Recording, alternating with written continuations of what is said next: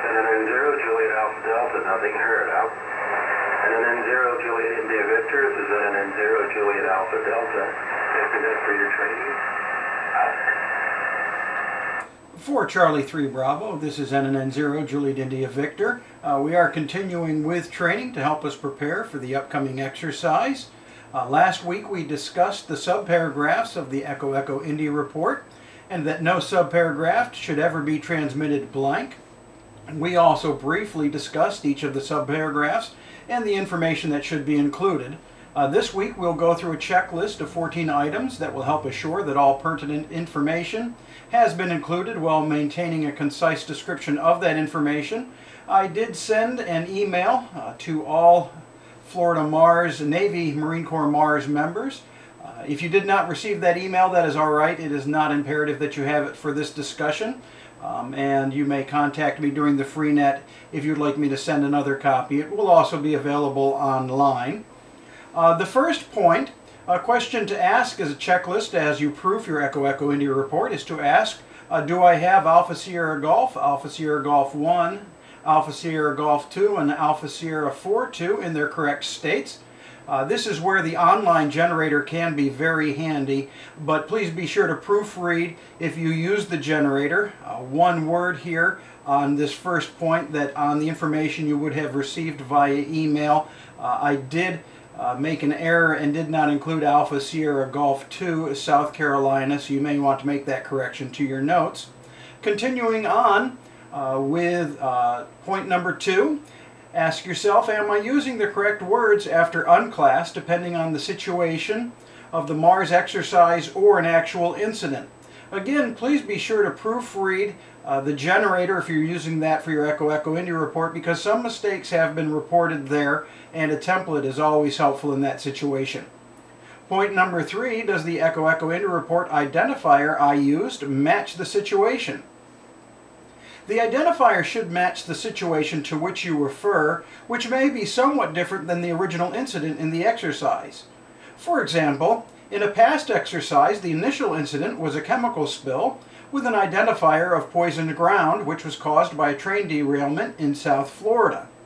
However, here in Clay County, we produced an Echo Echo India report for a railroad crossing accident caused by residual train delays as a result of the South Florida incident. Thus, the identifier for the Echo Echo India report we generated in Clay County would have been broken track. Continuing, number 4, have I included Florida after the reference event identifier? Of course, it would be for whichever state that you were referencing an event. In our case, of course, it would be Florida.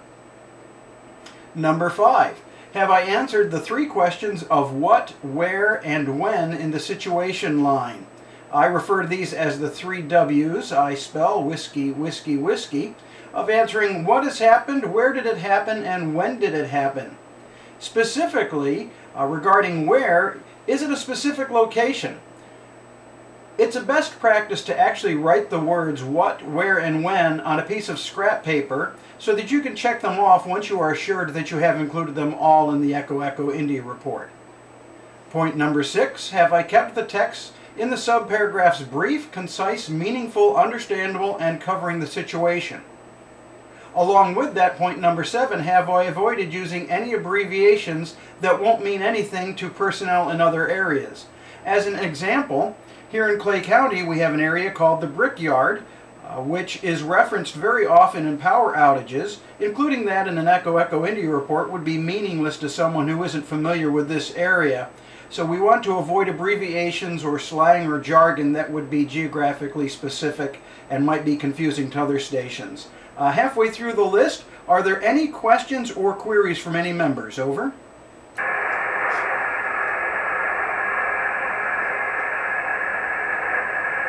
This is NN0, Juliet India Victor. Nothing heard. We continue with item number 7. Have I avoided using, I'm sorry, we already covered number 7. Correction, number 8. For paragraph alpha and golf, have I included a full date-time group as well as the date-time group for the message itself? Personally, I am a strong proponent of mnemonics. I spell Mike November Echo, Mike Oscar November India Charlie Sierra mnemonics, which are simply memory tools. An excellent memory tool, or mnemonic, was shared during the 4 X-Ray 3 Alpha Net this past Saturday and was included in the Alpha Lima Lima traffic shared by NNN0 Alpha Sierra 42.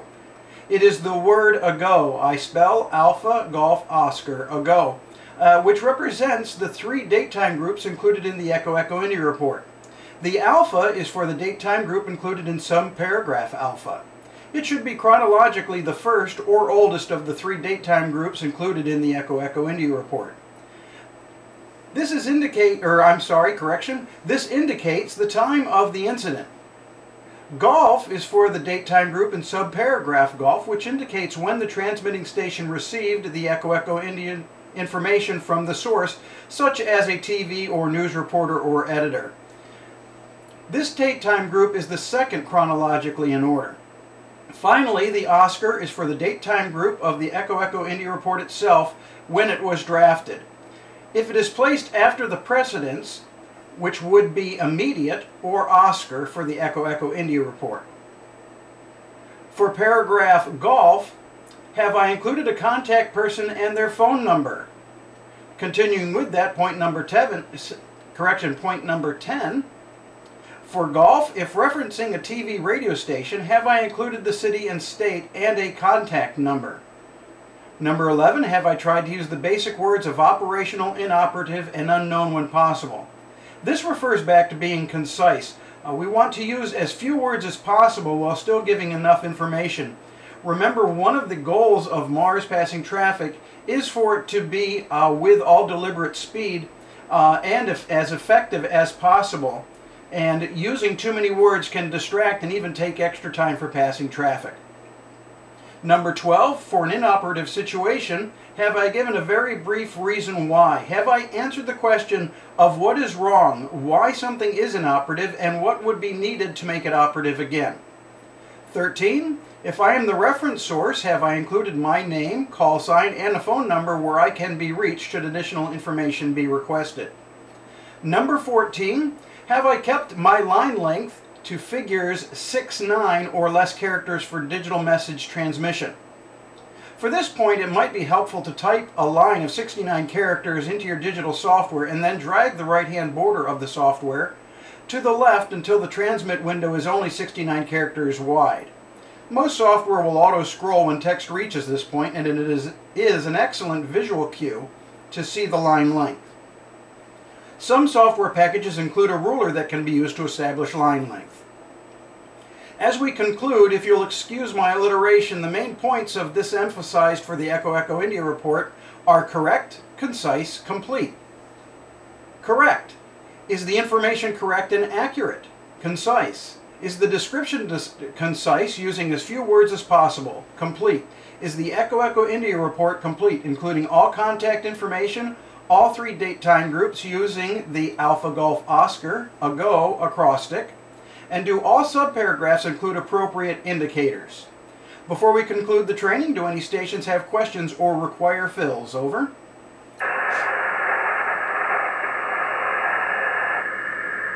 This is NNN0, Juliet India Victor, and nothing heard. Out. NNN0, Juliet Alpha Delta. This is NNN0, Juliet India Victor. This concludes our training. Over.